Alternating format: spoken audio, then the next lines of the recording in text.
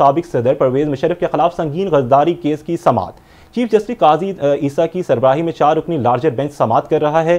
परवेज मुशर्रफ की सजा के खिलाफ अपील मुकर्रर करने की मुतफरिक दरख्वास्त मंजूर कर ली गई। परवेज मुशर्रफ की सजा का फैसला इसलिए चैलेंज करना चाहता हूँ कि उनकी गैर मौजूदगी में सजा सुनाई गई। वकील सलमान सफदर का कहना था कि मेरा मौक़िफ़ था कि एक शख्स का ट्रायल और सजा अदम मौजूदगी में हो सकती है तो अपील क्यों नहीं।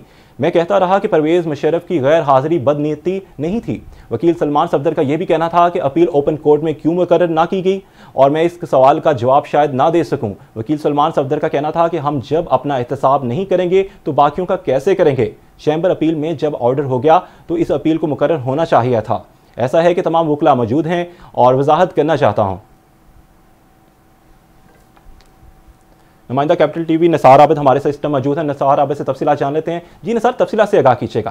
समझ नहीं आ रहा 2019 के मुकदमात आज तक मुकर्रर क्यों नहीं हुए। इस केस में कुछ अपीलें 2019 और कुछ 2020 की हैं। चीफ जस्टिस पाकिस्तान ने कहा कि 2019 से अब तक केस मुकर्रर क्यों नहीं हुआ। किसी वकील ने इल्तवा की दरख्वास्त दी थी क्या?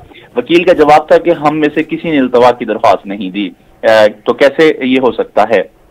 चीफ जस्टिस पाकिस्तान ने कहा कि इस केस को पहली मर्तबा सुन रहे हैं, इसलिए एक नुक्ता समझ आकर आगे बढ़ेंगे। साबिक सदर जो परवेज मुशर्रफ के वकील थे सलमान सफदर, उन्होंने अपने दलाइल का आगाज किया। चीफ जस्टिस पाकिस्तान ने इस्तफसार करते हुए कहा कि क्या किसी की जानिब से जल्द समाअत की दरख्वास्त नहीं दी गई। परवेज मुशर्रफ बीमारी की वजह से जो है वो ट्रायल से गैर हाजिर रहे। सलमान सफदर जो परवेज मुशर्रफ के वकील हैं, उन्होंने चीफ जस्टिस पाकिस्तान को यह बताया।